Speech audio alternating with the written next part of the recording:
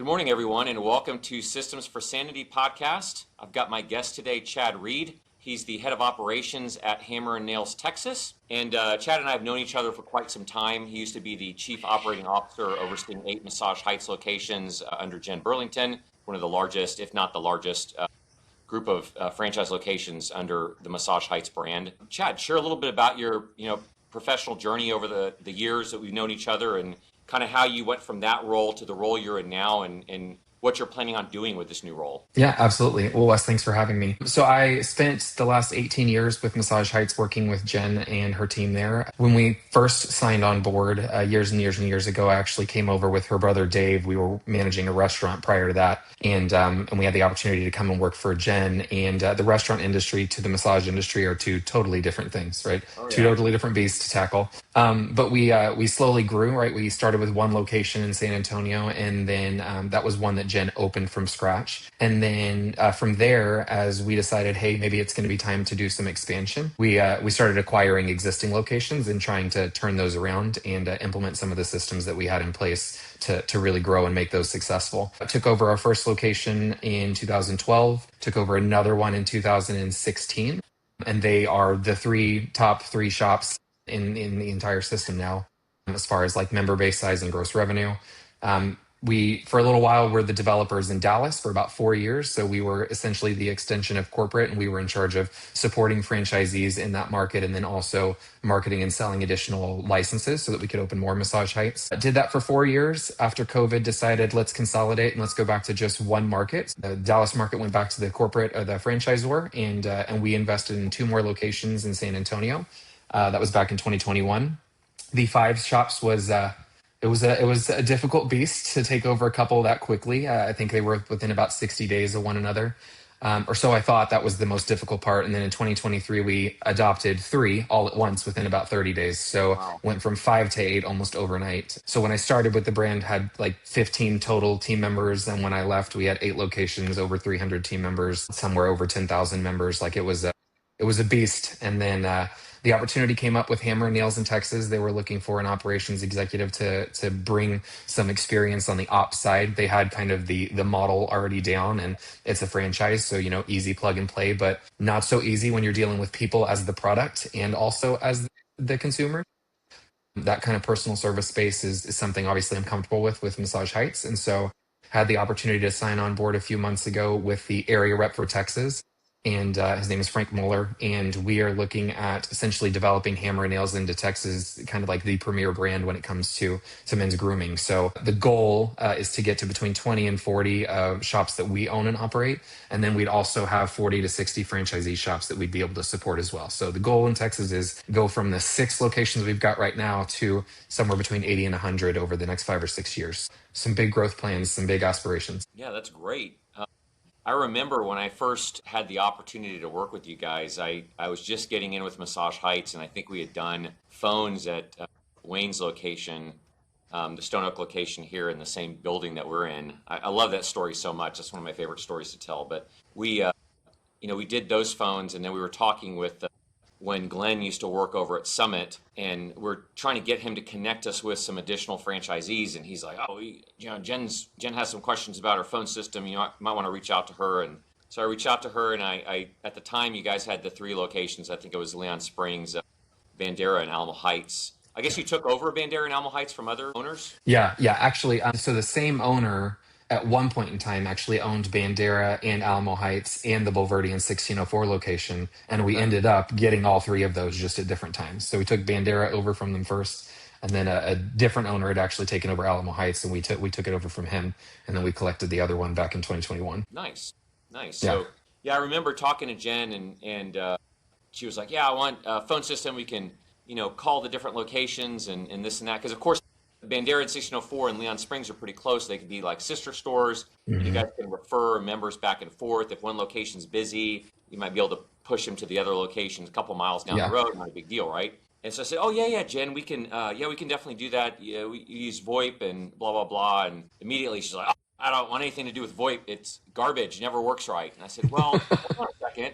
I said, if it's not set up correctly, yes, you're correct. It is garbage and it doesn't work properly. But if you do due diligence on the network side of things, you make sure to buy the correct infrastructure, make sure the network connection's solid, all that kind of stuff, then it is reliable. And so that was kind of a make or break type of relationship for us when we were starting with Massage Heights. Is we either made Jen happy and everything expanding from there, or we crashed and burned and there was no more relationship with Massage Heights beyond Wayne's one location. Yeah. So Well, that and you worked guys out. succeeded because that was what, almost 10 years ago, I think now at this point, and Yeah, no reliability issues. And yeah, I think at one point we even were like, hey, well, let's do a call center instead, and we'll have everything go to the call center, and then we'll branch out from there and figure out how we want the voicemails to ring and push one for this and push two for that. And that was a fun experiment. I think we ultimately unraveled a lot of that, but no, the system was fantastic to use. yeah. I appreciate that. It was a lot of fun, and it was great watching you guys grow, and then just man, I wish you guys could have grabbed those Dallas locations. I remember there was a potential opportunity for that, and that would have been just. I mean, I don't even know how y'all handle 8 locations, but that would have been like insane with like 11 of them. That's a lot. I think what's in the system before you left. What was the most number of locations that any single owner has under their belt besides Jen? Is it like 2 or 3, maybe? There's a couple groups that have, I think, 4 or 5 now, or that have opened since the rebranding to Heights Wellness, that have opened or at least signed licenses for numbers 4 and 5. And then Canada obviously has the master franchise license in Canada, and I think they're at 13 stores. But yeah, otherwise Jen was the largest franchisee for a long time. I think the next closest one was 3, and then there's another market. I think it's either Iowa or Kansas City maybe that has 4, that owner's got 4. Yeah, that's right. Yep, I do remember that. Yep, there are quite a few. Yeah, it was interesting when we were doing the iPad rollout and getting to meet all the different franchisees and all the different personalities and nuances to how they like to handle their business and things like that. It's always very interesting in franchising. I appreciate you bringing us into the Hammer and Nails brand. It's an exciting start with a new brand. We love working with different franchisors, and we have experience with some other personal care brands in the men's grooming industry. What do you think sets you guys apart, either operationally or from the product or offering perspective to the client from some of these other brands, like your boardrooms and Scotch and Scissors and stuff like that? The kind of the brands that are in really the same vein as us that I can name, that are a little bit more geographically spread out like we are kind of across the US, would be Boardroom and the Gents Place. There's a lot of other regional type brands, but we're kind of the only 3 that are really across the United States currently. And I think one of the things that really sets us apart is kind of how we started, right? So the founder, his name was Michael. He started out in California. He actually is a Shark Tank guy. So he actually went on to Shark Tank and was like, this is the concept. Guys don't take care of their hands and feet. It was very much a focus on the manicure pedicure side of things. And the barbershop aspect was kind of an afterthought. And didn't end up making a deal on Shark Tank, but he did get some, interest from investors after that, kind of outside the show. And essentially they turned the model on its head a little bit. They said, hey, actually, where the business is at right now, let's focus a little bit more on the barber side of things, with shaves and beard trims and haircuts and kind of face treatments. And then let's get people to understand, once they're in the door and they've already booked that haircut, this is an important part of self-care. Like you need to make sure you're taking care of your hands and your feet. Your wife's going to be a lot happier if you are, right? You're going to feel more comfortable in a boardroom setting, right? If you feel like you're very well put together kind of from head to toe. And so that's really what I think has really set the difference between the concepts. I've visited a couple of the other concepts as well, and either they don't have all of the same services that we offer, or maybe they have a few more, a few less, or a few different ones. I think when it comes to Hammer and Nails, one of the things that I've really appreciated since joining the brands, because I've been kind of a consumer of men's grooming for quite some time. I go to another concept here locally in San Antonio called Henley's Gentlemen's Grooming, and they don't do the hands and foot side, but they do, all the barber side of things. And you come in and, hey, can I get you a drink while you wait? We've got beer, we've got whiskey, whatever you want to do, and it's kind of a complimentary beverage. And that's nice to have. But what I really love about the Hammer and Nails vibe is when you go in, it really feels like that kind of hangout man cave We don't call our lobbies lobbies, we call them lounges because we've got a full service bar in the lobby, or in the lounge. We've got, comfy lounge chairs. You can sit at the bar and talk with one of our membership concierge or with one of the artists. And then you go in and you can get your treatments done. And a lot of guys, especially and when it comes to self-care, they've only ever gotten manicures or pedicures in kind of the typical setting, the big open room with, 25 women, typically their wife and, some friends and things like that. And they're like, oh, I guess I'll just, stay on my phone. I don't really know what I'm supposed to do or what I can look at or who I can talk to. And the vibe and the environment that we've created is very like almost like a cigar lounge feel. Like it's very nice, big leather chairs. We have TVs in each one of the stations. They can have their soundproof headphones and they can listen or watch to whatever they want to while they're getting their service done, really have like their moment to escape. And I think that's what's really setting us apart from a lot of the other places right now. Yeah, that's cool. Also like you guys have like an open ceiling concept, right? Hmm. Yeah. Yeah, I really like that. Both from a cabling and infrastructure perspective, but also from the look and feel. That's one of the things that, Heights with the new redesign, they've gone to that open ceiling concept and it looks really nice. But with some of the decorative ceiling pieces they put in, it's made it kind of a little bit of a more difficult installation from our perspective with the speakers and things like that. But from a client's perspective, it's a very nice ambiance and that open type look and feel. Glow Tanning has that as well. So that's another brand we work with. They have that open ceiling concept and it gives it a very spacious, you don't feel so closed in. Hmm. Very, very spacious and open. So I like that a lot. Yeah.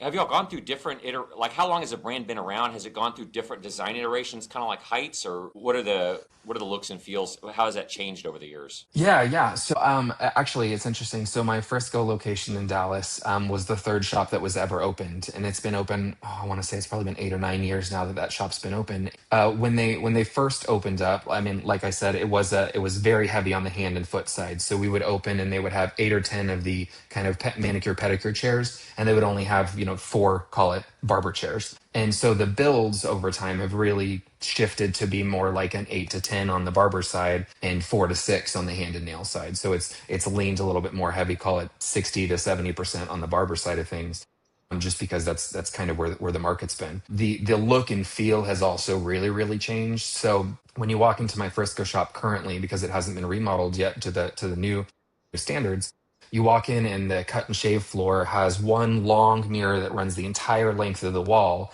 and there's TVs that are set behind it. So you can't see them when you're just looking at the mirror, but until they actually turn it on, then it comes up behind the screen. And of course, after all these years, those TVs have all gone out and they haven't been replaced because they're behind a mirror, mounted in a Yeah. wall. So part of the updated look is really like each station has its own. They've got the bowl and everything there, so you don't have to get out of your station. The countertops have all changed since they used to be, and it was a little bit more rustic and woody before. And they've brought in a lot more of like the modern metals and that kind of look and feel.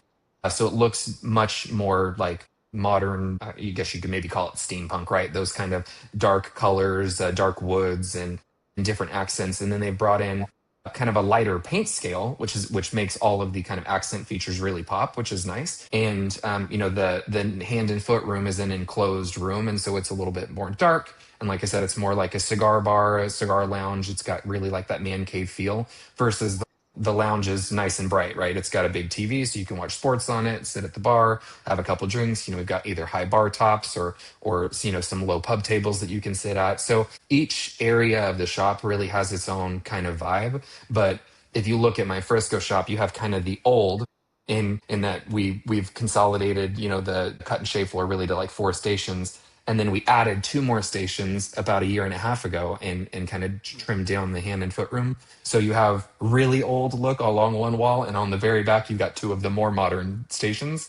And Okay. then the new ones, they just look, they're just an even step up from that. So it's definitely changed over the years. And that's advanced with technology, right? Making sure that we have the right kind of TVs, that we've got, our soundproof headphones, whether they're Bose or whatever the case may be, that the music that's pumping out, we've got zoned music for the lounge or for the cut and shave floor, and it's a different vibe and ambiance than it is in the hand and foot room. So the technology's definitely helped us level up kind of the look and feel too. That's awesome. With the hand and foot room, how do y'all? It looks like it's kind of like the planes I've seen. It's like two chairs facing each other, so it's almost like you can chit chat with the person across from the room if you'd like to do that. Is that kind of how it's set up? Yeah, it depends really on, I mean, a lot on the real estate and the space, right? So each one of my shops looks slightly different. They have two kind of main models of what the shops look like. They call them either shotgun style, where basically it's a long, skinny build where you have to basically walk through the cut and shave floor to get to the hand and foot room. And then you go through the hand and foot room to get to the break room area for the team. Or they do side by side. So you can walk in and you basically go this way to hand and foot, or you can go this way to cut and shave. And they kind of operate. So if you have a more boxy build, then you'll typically have them go side by side. The chairs would also depend on what that looks like, right? If that part of the build is a little bit different, they may have them facing one another. Like at Frisk, at all my shops currently, all of them, I'm sorry, that's not true. El Paso has chairs that face each other because the room is like more narrow, but wide. So they have like some on one side of the room and some on the other side that look at each other. But the three in Dallas all have just chairs down one wall, and then the TVs are all on the other wall. So that way, everyone's just kind of facing their own TV versus facing somebody else. Got it. So where did I mean when you're I guess when you're doing a pedicure in those rooms, do the chairs have a water bowl at the end, or how does that work? And I've seen it like a traditional, pedicure and manicure place that has a little bowl at the end. But how does it work with you guys? Because you said it's more of a, like a lounge chair. Yeah, so they do have a space at the bottom of the chair that pulls out, and we have heat regulated bowls that we bring into the room so we can add, hot and cold water to make it the perfect temperature. We don't have actually running water that goes into the room. So it's actually a bowl that our nail artists will take to and from. And that's Okay. because they're in the hand and foot chair for both services. So if they're only there getting a manicure, we don't want to have the bowl that's there that's in front of them that's taking up any Right. space. So basically they wouldn't have the bowl, the chair would be pushed in, and then they can get very easily to either side for the manicure.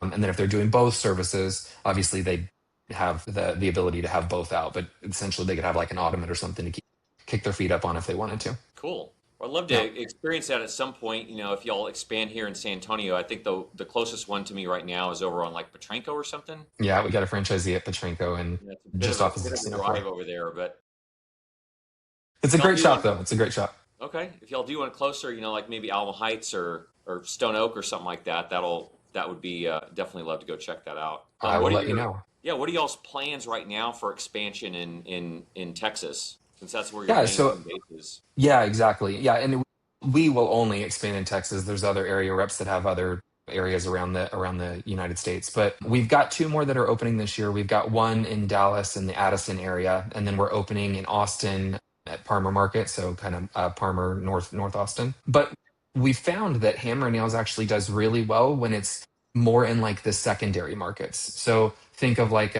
in San Antonio, think of like in Bulverde or in Cibolo or in Bernie, where there's not a ton of direct competition that's in that market, but there's a need that needs to be fulfilled. Like if you go into a very densely populated area and there's a ton of competition, they're a little bit slower to grow. So the strategy would kind of be let's not go into those primary markets, let's go kind of outskirts, secondary markets, and that's where they've seen the most success kind of as in the brand as a whole. Interesting. I've been going to knockouts for a while because I had a stylist there that I really liked, but she left and went to a location over in New Braunfels area, kind of like a little Mhm. more of a boutique. It looks like a probably like a mini Hammer and Nails or like a mini gents place. It's high end like that. It's got a bar and things of that nature, but it's not a like a franchise brand or anything like that. A little far for me to drive to go see her, but I've struggled to find some place that's, halfway decent for me to. I tried some of the other stylists over there, and I was just not really that much of a fan. And then we have there's some other ones that have like 4 or 5 locations in the area, but they were just kind of lackluster. Shane tried a Mhm. couple of them too, and he used to have a membership over at TGP and would go to the one over in Dominion. But I'd love to check y'all out because I'm trying to find some place that I would enjoy going to that's got more of an elevated feel to it. So maybe I will go try that Petranco one of these days. Yeah.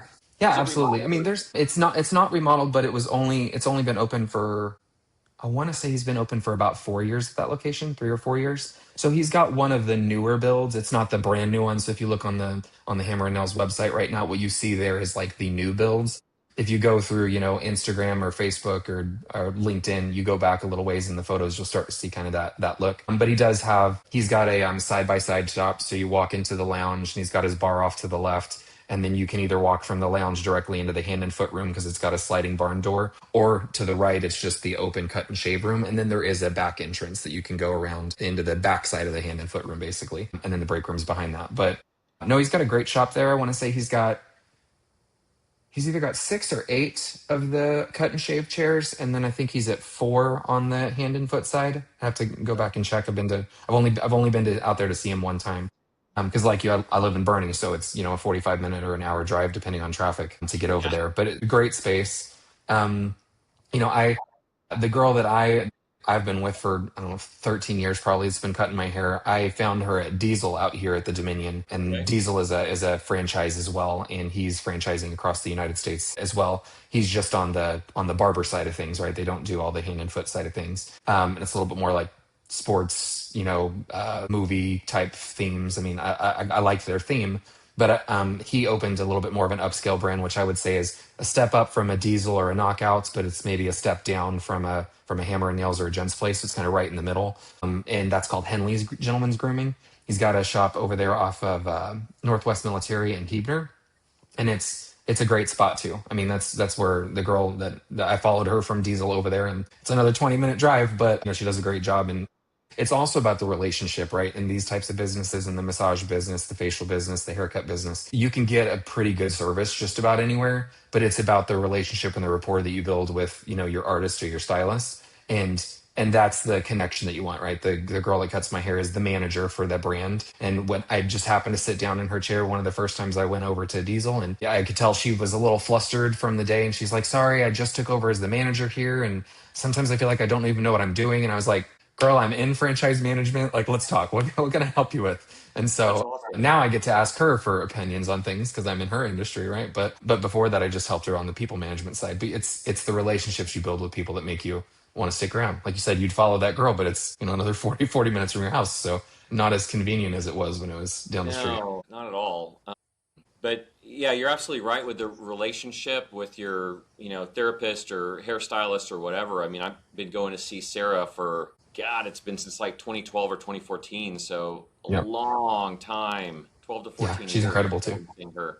But she's just absolutely amazing, and I have yet to find somebody who can hold a candle to her massage. I mean, I focus a lot on deep tissue. I have a lot of neck and back issues from working in a chair all day and being on computers for many many years. But one of these days she's gonna stop massaging. I'm gonna have to figure something out. But for the meantime, Yeah. I Stick with her. remember, yeah, for the meantime, I'll continue to go there. But I remember when my wife and I first started dating, I was like, oh, let's, we want to go in and do a couples massage. And she's like, yeah, that sounds great. That sounds like a lot of fun. And so this is when Sarah was still, massaging like 4 or 5 days a week. And now she's down to like 2. But I went in there on like a Saturday or something like that and got like a 2 hour massage. It's going to be awesome. And so we had the massage, and we're getting dressed at the end, and I said, "Hey, sweetie, how'd you like the massage?" She's like, "It was horrible." It's like, horrible. What do you mean? What happened? Jeez. It's like, yeah, you and Sarah wouldn't shut up. You guys just talked the entire time. I'm trying to go to sleep, and you guys are just chatty Cathy's over there, just so. Separate rooms. So she's like, never again, never again. Lacey's a very one and done kind of person. And so, same thing with like restaurants or any place that I would take her to. When we first started dating, I was like super nervous. It's like, oh, take her to Sake Cafe. If she didn't like Sake Cafe, I knew it'd be like she'd write it off for the rest of our relationship. She'd never want to go back there again. Or Mirasol, Well, let's go to Yeah. Mirasol and have dinner, sweetie. It's like horrible service. And she's like, never again, never again. But it was all good stuff. Sake is awesome, and so is Mirasol. So, Yeah. but Agreed.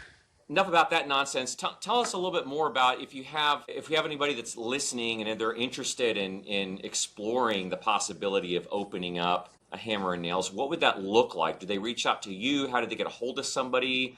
What's that process? Can you run us through that real quick? Yeah, absolutely. So right now, all the kind of franchise organization piece is actually with the franchisor, so with the corporate office. So there's a website, it's Hammer and Nails, spelled out Hammer and Nails, franchise.com. And there's an information sheet that you can fill out. It goes to them. They've got a great franchise sales organization that we work with called LFG. And they walk you through the entire process, right? They understand what exactly that you're looking for. They'll talk through all the numbers, right? That's going to be important, especially if you're looking to get into a franchise. Is what do the numbers look like to get in? What do they look like in the long run? What's kind of your performa look like, and how much money you're going to make, right? You don't open a business Right. necessarily to go broke. You open it to make money. So they go through all of that stuff. And then from there, you'll typically, in any franchise system, you'll usually do a validation call, right? Where you'll talk to some of the other franchisees that are in the system, and you learn kind of the good, the bad, the ugly from them. Because there's certain things a franchisor can say, and certain things a franchisor can't say, and so you get to learn those things from the different franchisees that are actually doing or running the business that you're considering. And then from there, typically it depends on if you're in an area representative market or if you're in a still what would be considered a corporate development market, on what does the build out process look like, who's going to be supporting you with your training and your onboarding and hiring decisions and learning kind of the systems. If you're in an area reps territory, then we would go through all of that with you, right? We'd help you with the build process, making the recommendations for GCs we've used in the past, or things to look at with your construction crew to make sure they don't cut corners, or that they do things the right way. Vendors like you guys, for instance, right? So we're bringing you on to help us with our software needs, and then that would then lead into build outs for us. Well, you do a great job with us, then we recommend to the franchisees too, right? It helps having kind of that network and relationships with people that you've worked with that do really solid work. That'll help make that process easier. And then they help you get going and support you. Either the franchisor would do that, or your area rep would do that, as far as like supporting the kind of daily operations and the questions that come up. So again, hammerandnailsfranchise.com. That's where you can learn all about any kind of the franchise opportunities, what markets are available. Are you doing a single unit or multi units? All those kinds of things that can be discussed with the franchise sales organization we've got. Yeah, and I know the recommendations on GCs and other providers is incredibly important. With one of the newer HWRs up in Dallas, man, that GC up there, I don't even know what happened, but that project dragged out so long, and there were Mhm. all sorts of issues with it. So it's important that you get somebody that's experienced, particularly like in the industry, in the Yeah. particular industry that you're looking to do the build out in. So yeah, they may be a GC and maybe they've done, office builds and things like that. But when you get into, all the plumbing and electrical requirements for, hammer and nails, franchise or grooming franchise, just in general, it's a lot different than just a commercial office space. And then same thing I know with Glow. Like Glow has tons of additional power requirements, obviously for all the beds and things like that. So Mhm. you've got to really understand the nuance to the particular brand. With us, the data side of things, the infrastructure in general, it's usually pretty level across the different brands. We need good connectivity. We need backup data connectivity like LTE or something like that in the event, because everything's so data centric these days with VoIP Mhm. and streaming music and all of that stuff. You got to have internet, otherwise things don't work, and then that's not good. So Yeah. having all that in place and having that reliability is very, very important. But yeah, that's awesome. So you guys are looking to expand both either directly or indirectly to, like you said, 40 to 60 locations over the next 5 years. That's great. Yeah, no, lots of great growth opportunities. So the way that Frank is structured is a little bit unique in that we have kind of three pillars in our structure. We've got an operations pillar, which is something that I'm running right now, which is kind of twofold. It's our own shops, and then how do we support franchisees in our territory as well. So that's all the operating side. We have a development pillar, and that is really like, what does it look like going through the build out process? What are the different contracts, the different vendors that we recommend, the ones that we're using, what have we found has worked, what have we found hasn't worked, kind of on the build side of things, Right. timeline, structures, permitting, all that kind of stuff. And then he actually has an investment side as well. So one of the things that I feel like, this is probably the first of its kind, but Frank really said, look, there's, for instance, when you go to open a franchise, let's say that 50 people want to open the same franchise. It's oftentimes that there's only one or two, maybe five if you're lucky, people that actually like financially qualify to open that franchise for whatever the standards are, right? So for some reason, it always costs substantially more to open a business than we think it will. Well, what happens then to those other, 45 or 50 or 49 people is they basically go and they find either a cheaper concept or something they can just invest in. They'll put their money in the stock markets. They'll, start flipping houses, whatever the case may be. And so what he's created is this unique opportunity where if you may not want like full ownership and you just want something that's more of like a passive investment, you can actually invest in our investment fund. That opens additional hammer and nails locations that we operate through our operation pillar. and you get to, receive returns on that, right? You're basically a part owner in a business versus having to take on the full liability and the risk. And we let your money work for you, just like you would if you were invested in the stock market. So it's really kind of a unique opportunity. Always go through the franchise sales side of things first, because you want to know, like, it's nice to have something that's 100% yours, right? But if that's not the right avenue for you, or for some reason you don't quite qualify for what the requirements are, we have that backup, and that's something that's unique to us here in Texas. So if investing is something that you want to do, Summit View Texas, all spelled out.com. There's a link for investment opportunities, and you can talk to our investment relations person, Philip Cooper. Great guy. He's been doing this for a long time, and he can answer some questions on that side. Which one would be better for you, full franchise ownership, or kind of the investment side of things? And then the goal would be eventually is not just to have Hammer and Nails, but have multiple brands that we operate, that we develop, and that we invest in. So, if That's a there's great potential concept. franchisors that are out there, yeah, it's we think we'll be the first of our kind of to do that, which I'm Yeah. pretty excited to be on the front lines there. But if franchisors even that are listening to this that go, hey, I'd love to be able to expand in Texas, which is one of the biggest markets when it comes to business, find us, and let's see if we can set up a deal kind of the exact same way, where we'll open our own shops, and we'll help support some franchisee growth there as well. Yeah, that's awesome. I know glow tanning's been expanding very rapidly. They started like in Oklahoma, and then they have quite a few in Dallas, and they're gradually making their way down. They've opened a couple in Austin, Round Rock area, and then there's some coming in San Antonio later this year. But I do know that there are some of those locations that are owned by groups. Mhm. So I mean, I think that the profitability on that brand also has to be there, because I know the cost is definitely not cheap. But one of Have the all the equipment. franchisees, for example, expanded very rapidly. She's at like 5 locations now, and her first location was like at the end of 2020, or no, beginning of 2024, and she paid her loan off by like October of 2024. She opened her second one the beginning of 2025, her third one like 2 months later, and now she's at five. Wow, So you impressive. can't scale to that if there's not, profitability in the brand. So Yeah, yeah, I profitability love and your systems. concept Yeah. of, for sure. Yeah, I love your concept of, hey, shared ownership, shared investment.